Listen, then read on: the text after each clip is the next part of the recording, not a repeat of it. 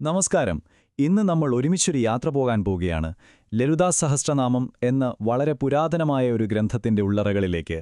പുറമെ കാണുന്ന വലിയ പ്രപഞ്ചയുദ്ധങ്ങൾ മുതൽ നമ്മുടെയൊക്കെ ഉള്ളിലുള്ള ആന്തരികമായ ഉണർവ് വരെ എന്തൊക്കെ രഹസ്യങ്ങളാണിതിൽ ഒളിഞ്ഞിരിക്കുന്നത് എന്ന് നമുക്ക് നോക്കാം, അല്ലേ? അപ്പോൾ നമ്മളെങ്ങോട്ടായി പോകുന്നത്? ആദ്യം ഒരു ഗംഭീര പ്രപഞ്ചയുദ്ധത്തിന്റെ കഥയിൽ നിന്നാണ് നമ്മൾ തുടങ്ങുന്നത്. പിന്നെ അവിടെ ഉപയോഗിച്ച ചില ദിവ്യായുധങ്ങളെപ്പറ്റി പറയും. അതിനുശേഷം ഈ പോരാട്ടം യഥാർത്ഥത്തിൽ നമ്മുടെ ഉള്ളിലാണ് നടക്കുന്നതെന്ന് മനസ്സിലാക്കും. കൂടെ ചില വിശുദ്ധ മന്ത്രങ്ങളുടെ രഹസ്യങ്ങൾ, പിന്നെ എങ്ങനെ നമ്മുടെ ഉള്ളിലെ ഊർജ്ജത്തെ ഉണർത്താമെന്നും നോക്കാം. ശരി, അപ്പോൾ നമുക്ക് തുടങ്ങാം, അല്ലേ? കഥയുടെ തുടക്കം തന്നെ ഒരു ഗംഭീര യുദ്ധത്തോടെയാണ്. ദേവന്മാരും അസുരന്മാരും തമ്മിലുള്ള ഒരു വലിയ പോരാട്ടം. ഈ യുദ്ധത്തിന്റെ ഒരു ചിത്രം മനസ്സിൽ കാണൂ. പ്രപഞ്ചത്തിന്റെ ഭാവിയെ തന്നെ നിർണയിക്കുന്ന ഒരു വലിയ പോരാട്ടം. ഒരു വശത്ത് ദേവന്മാർ ധർമ്മം സംരക്ഷിക്കാനായി അണിനിരക്കുന്നു. മറുവശത്തോ ലോകം മുഴുവൻ കീഴടക്കാനായി അസുരന്മാരുടെ ഒരു വലിയ സൈന്യം. അപ്പോ ഈ യുദ്ധത്തിലെ പ്രധാനികൾ ആരൊക്കെയാണെന്ന് നോക്കാം. ഒന്ന്, ശ്രീദേവി, അതായത് ദിവ്യമായ ശക്തിയുടെ പ്രതീകം. അവരുടെ ലക്ഷ്യമെന്താണ്? ലോകത്ത് ധർമ്മം പുനഃസ്ഥാപിക്കുക. എതിർവശത്ത് നിൽക്കുന്നതോ അസുരന്മാരുടെ രാജാവായ ഭണ്ഡാസുരൻ. അദ്ദേഹത്തിന് വേണ്ടത് ഒന്നേയുള്ളൂ, തന്റെ സൈന്യത്തെ ഉപയോഗിച്ച് ലോകം മുഴുവൻ ഭരിക്കണം. പക്ഷേ ഈ യുദ്ധം അത്ര എളുപ്പമായിരുന്നില്ല. ഭണ്ഡാസുരന്റെ സൈന്യാധിപൻ വിശുക്രൻ ഒരു സൂത്രം പ്രയോഗിച്ചു. അയാൾ ദേവിയുടെ സൈന്യത്തിനെതിരെ ഒരു പ്രത്യേക യന്ത്രം ഉപയോഗിച്ചു. ഇതൊരു സാധാരണ യന്ത്രമല്ല, ഒരു മായാജാലം. ദേവീ സൈന്യത്തിന്റെ മനോവീര്യം തകർക്കുക എന്നതായിരുന്നു അതിന്റെ ലക്ഷ്യം. ആ യന്ത്രം പ്രവർത്തിച്ചതോടെ ദേവിയുടെ സൈന്യത്തിന്റെ അവസ്ഥ ആകെ മാറി. അവർക്ക് വല്ലാത്തൊരലസത, യുദ്ധം ചെയ്യാനുള്ള താൽപ്പര്യമൊക്കെ അങ്ങ് പോയി. ആകെ ഒരു ക്ഷീണം, ഉറക്കം തൂങ്ങല്, ചിലർക്ക് ബോധം വരെ പോയി. അതിലും വലുത്, അവർക്ക് അവരെപ്പറ്റി തന്നെ ഒരു അപകർഷതാബോധം തോന്നിത്തുടങ്ങി. തങ്ങളെക്കൊണ്ടൊന്നിനും കൊള്ളില്ലെന്നൊരു തോന്നല്. ആത്മാഭിമാനം മുഴുവൻ നഷ്ടപ്പെട്ടു. പിന്നെങ്ങനെ യുദ്ധം ചെയ്യാ? സൈന്യമാകെ തളർന്നു നിൽക്കുന്ന ആ ഒരു നിമിഷത്തിൽ ശ്രീദേവി ഒരു കാര്യം മാത്രമേ ചെയ്തുള്ളൂ. തന്റെ ഭർത്താവായ കാമേശ്വരനെ സ്നേഹത്തോടെ ഒന്ന് നോക്കി. ആ ഒരൊറ്റ നോട്ടത്തിൽ നിന്ന് ഒരു പുതിയ വീരൻ ജനിച്ചു. സാക്ഷാൽ ശ്രീ ഗണേശൻ. അദ്ദേഹം വന്ന് ആ യന്ത്രമുണ്ടാക്കിയ എല്ലാ തടസ്സങ്ങളെയും ആ മായയെയും പൂർണ്ണമായി ഇല്ലാതാക്കി. അങ്ങനെ യുദ്ധം വീണ്ടും തുടങ്ങി.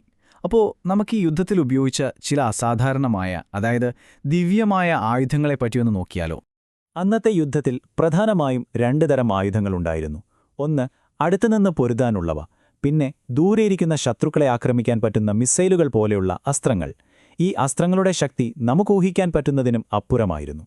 ഇനി പറയാൻ പോകുന്നത് കേട്ടാൽ നമ്മൾ ശരിക്കും അത്ഭുതപ്പെട്ടു പോകും.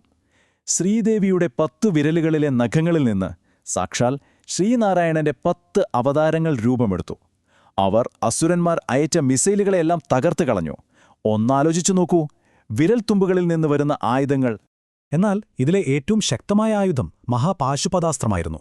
അതൊരു സാധാരണ അസ്ത്രമല്ല, ഒരു അൾട്ടിമേറ്റ് വെപ്പൺ എന്ന് തന്നെ പറയാം. ലോകത്തെ മുഴുവനും അസുരസൈന്യത്തെയും ഒന്നിച്ച് ഭസ്മമാക്കാൻ കഴിവുള്ള ഒന്ന്. അപ്പോ കാര്യം വ്യക്തമാണല്ലോ, ഒരൊറ്റ ആയുധം, അത് മതി ഒരു പ്രപഞ്ചത്തെ മുഴുവൻ നശിപ്പിക്കാൻ. അത്രയ്ക്കും ഭീമമായൊരു ശക്തിയെക്കുറിച്ചാണ് നമ്മൾ ഈ സംസാരിക്കുന്നത്. ഇതുവരെ നമ്മൾ കണ്ടത് പുറത്തു നടക്കുന്നൊരു വലിയ യുദ്ധമാണ്. എന്നാൽ ഇനി നമ്മൾ ഈ കഥയുടെ ആഴങ്ങളിലേക്ക് ഇറങ്ങിച്ചെല്ലാൻ പോവുകയാണ്. യഥാർത്ഥ പോരാട്ടം എവിടെയാണ് നടക്കുന്നതെന്ന് നോക്കാം. ഒരു നിമിഷം ഒന്നാലോചിച്ചു നോക്കൂ. നമ്മളീ കേട്ട ഇതിഹാസയുദ്ധം മുഴുവൻ നടക്കുന്നത് പുറത്ത് എവിടെയോ അല്ല, മറിച്ച് നമ്മുടെ ഓരോരുത്തരുടെയും ഉള്ളിലാണെങ്കിലോ? അതിനുള്ള ആദ്യത്തെ സൂചന ഇതാണ്. ഈ ഗ്രന്ഥത്തിൽ പറയുന്നു, യുദ്ധത്തിൽ വീഴുന്ന ശോണിതം, അതായത് രക്തം, മനുഷ്യന്റെ മനസ്സിലെ അഹങ്കാരത്തെ ശക്തിപ്പെടുത്തുമെന്ന്. അപ്പോൾ ഈ രക്തമെന്നത് വെറുമൊരു ദ്രവ്യമല്ല, അത് നമ്മുടെ ഉള്ളിലെ അഹങ്കാരത്തിന്റെ പ്രതീകമാണ്. അങ്ങനെയാണെങ്കിൽ ഭണ്ഡാസുരൻ ആരാണ്? ഭണ്ഡാസുരൻ നമ്മുടെ ഉള്ളിലെ ആ വേർതിരിവെന്ന ചിന്തയാണ്. ഞാൻ വേറെ, നിങ്ങൾ വേറെ, ലോകം വേറെ എന്നൊക്കെയുള്ള തോന്നല്. ആ ഒരു മിഥ്യാബോധം, അതിനെയാണ് ദ്വൈതമെന്നു പറയുന്നത്. ആ അഹംഭാവമാണ് ഭണ്ഡാസുരൻ. അപ്പൊ പിന്നെ ശ്രീദേവി ആരായിരിക്കും? ശ്രീദേവി ജീവ എന്നു പേരുള്ള ഒരു ദിവ്യ ഔഷധമാണ്. നമ്മുടെ എല്ലാ ദുരിതങ്ങൾക്കും എല്ലാ സംഘർഷങ്ങൾക്കും മൂലകാരണമായ അജ്ഞാനത്തെ, ആ അറിവില്ലായ്മയെ വേരോട് പിഴുതെറിയാൻ കഴിവുള്ള മരുന്ന്. അപ്പോ ഈ ഉള്ളിലെ യുദ്ധത്തിൽ ജയിക്കാൻ വല്ല വഴിയുമുണ്ടോ? തീർച്ചയായുമുണ്ട്. ഈ ഗ്രന്ഥം അതിനുള്ള ചില ഉപകരണങ്ങൾ നമുക്ക് തരുന്നുണ്ട്. അതിലേറ്റവും പ്രധാനം മന്ത്രങ്ങളാണ്, അതായത് ചില വിശുദ്ധ ശബ്ദങ്ങൾ. മന്ത്രമെന്ന വാക്കിന്റെ അർത്ഥം തന്നെ ആവർത്തിക്കുന്നതിലൂടെ സംരക്ഷിക്കുന്നത് എന്നാണ്. നമ്മൾ ഒരേ കാര്യം വീണ്ടും വീണ്ടും ശ്രദ്ധയോടെ പറയുമ്പോൾ അത് നമ്മുടെ മനസ്സിന് ഒരു കവചം പോലെ ആവുന്നു. നെഗറ്റീവ് ചിന്തകളിൽ നിന്ന് നമ്മളെ സംരക്ഷിക്കുന്നു. ഇതിലെ ഒരു പ്രധാനപ്പെട്ട മന്ത്രമാണ് പഞ്ചദശി മന്ത്രം. അതിന് 3 ഭാഗങ്ങളുണ്ട്.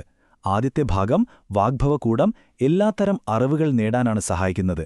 രണ്ടാമത്തെ ഭാഗം കാമരാജകൂടം, നമ്മൾ ആഗ്രഹിക്കുന്ന കാര്യങ്ങൾ നേടിത്തരാൻ സഹായിക്കുന്നു. മൂന്നാമത്തേത് ശക്തികൂടം, സൃഷ്ടിക്ക് വേണ്ടതുപോലുള്ള എല്ലാ ഊർജവും നൽകുന്നു. ശരി, അപ്പോൾ മന്ത്രങ്ങളിലൂടെ മനസ്സിനെ ഒരുക്കി. ഇനി ഈ യാത്രയുടെ അവസാന ലക്ഷ്യമെന്താണെന്ന് നോക്കാം. നമ്മുടെ ഉള്ളിൽ ഉറങ്ങിക്കിടക്കുന്ന അതിശക്തമായ ഒരു ഊർജത്തെ ഉണർത്തുക എന്നതാണത്. ഈ ഊർജത്തിന്റെ പേരാണ് കുണ്ടലിനി. നമ്മുടെ നട്ടെല്ലിന്റെ ഏറ്റവും താഴെയായി ഒരു സർപ്പത്തെപ്പോലെ ചുരുണ്ടുകൂടി ഉറങ്ങിക്കിടക്കുന്ന ഒരു സൂക്ഷ്മമായ ഊർജമാണിത്. ഇത് നമ്മളെല്ലാവരുടെ ഉള്ളിലുമുണ്ട്. യോഗയും ധ്യാനവുമൊക്കെ ചെയ്യുമ്പോൾ ഉറങ്ങിക്കിടക്കുന്ന ഈ ഊർജ്ജസർപ്പം ഉണരും. എന്നിട്ടത് നട്ടെല്ലിലൂടെ മുകളിലേക്ക് യാത്ര ചെയ്യാൻ തുടങ്ങും. ആ യാത്രയുടെ ഫലമായി കുളാമൃതരസം എന്നു പറയുന്ന ഒരു ദിവ്യമായ അമൃത് നമ്മുടെ ഉള്ളിൽ വർഷിക്കും. അത് നമുക്ക് പറഞ്ഞറിയിക്കാൻ പറ്റാത്തൊരു ആനന്ദം നൽകും. ഈ യാത്രയുടെയെല്ലാം അവസാനം നമ്മളെത്തുന്നത് ടൗളിനി എന്ന അവസ്ഥയിലേക്കാണ്. അതെന്താണെന്ന് വെച്ചാൽ, വ്യക്തിപരമായ ശക്തിയും പ്രപഞ്ചത്തിന്റെ ശക്തിയും തമ്മിൽ ഒന്നായി ചേരുന്ന ഒരു പൂർണ്ണമായ ഐക്യമാണ്. ഞാൻ എന്ന ഭാവമില്ലാതായി എല്ലാം ഒന്നാണെന്ന് തിരിച്ചറിയുന്ന ആ ഒരു നിമിഷം. അപ്പോൾ നമ്മളീ കേട്ടതിൽ നിന്നെല്ലാം ഒരു കാര്യം വ്യക്തമാണ്. ദിവ്യത്വം എന്നത് ഐക്യത്തിലാണ്, ഒന്നായി ചേരുന്നതിലാണ്.